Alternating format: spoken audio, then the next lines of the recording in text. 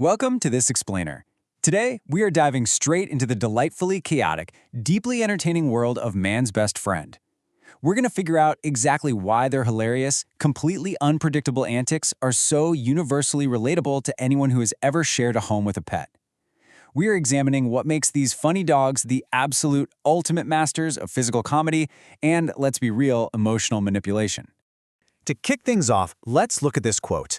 "I don't care what anyone says, dogs are so much better than people." This perfectly captures that unconditional affection owners feel.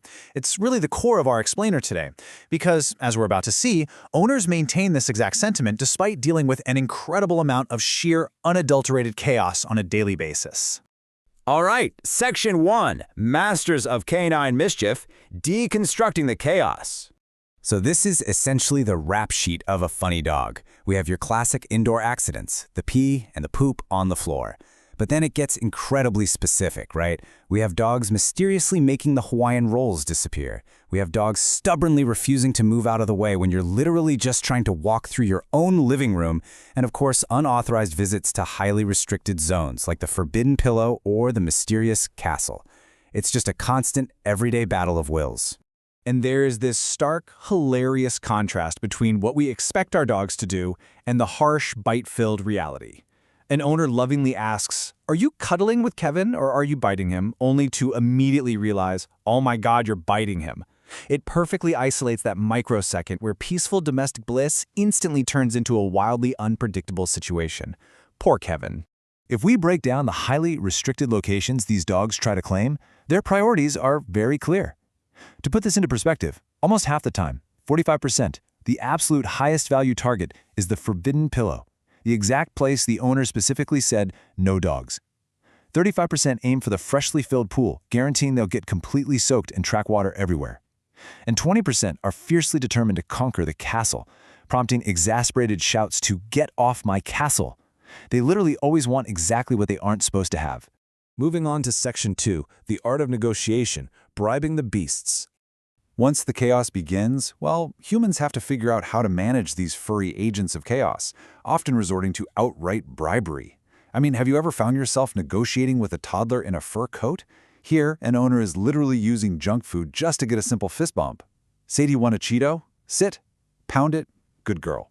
It is entirely transactional. We are reduced to trading our snacks for the most basic levels of canine compliance, just for a tiny bit of entertainment. But hey, some negotiations actually pay off in highly coordinated ways. There is some masterful training happening out there. Just look at this sequence. Step 1, the dog waits for the command. Step 2, the dog is instructed to go get the beer. Step 3, the dog actually successfully fetches the beverage from the fridge and brings it back. When the bribery and the training align perfectly like this, the results are absolutely spectacular. Okay, Section 3, goofy quirks and expressions, the faces of guilt. Whether they're fetching a beverage or stealing the Hawaiian rolls, dogs are incredibly expressive. Take boxers, for example. They are a favorite breed for so many people because they basically have this permanent expression of crippling financial debt. They always look like they owe you money and are really, really worried about it.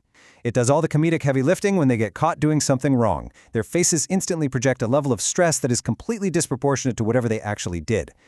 Because of these weird quirks, we constantly hear owners asking completely baffled questions out loud, like, "Are you breadcrumbing yourself now?" It highlights just how profoundly weird funny dogs can be. They engage in these deeply inexplicable, totally illogical behaviors that leave humans just standing there, utterly confused, trying to apply human logic to a creature that is operating on a totally different wavelength. Just look at the sheer variety of quirky reactions here. When faced with a timeout, one dog's defense mechanism is having their owner speak for them, claiming, "I just a baby," to avoid trouble.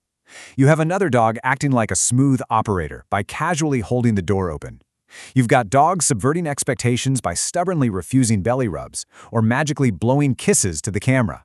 And perhaps most dramatically, the dog that holds it together for an entire grooming session only to absolutely freak out like a little punk over the very last nail clipping. These distinct, highly individual reactions are exactly what keep us constantly entertained. Finally, we arrive at Section 4, the unbreakable human-dog bond, love amidst chaos. This brings us to the core of everything we've looked at today.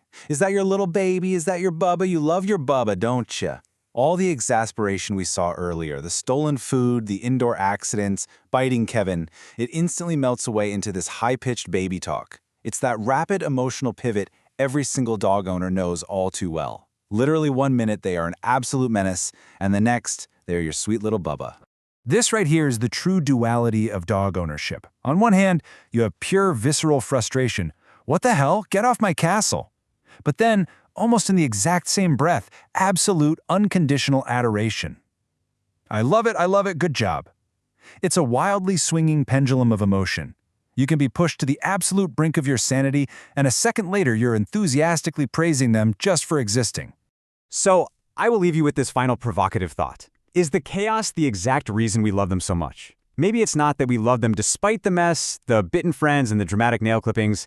Actually, scratch that. Perhaps it's exactly this unpredictable, joyful, deeply funny chaos that makes these dogs the absolute best companions on Earth.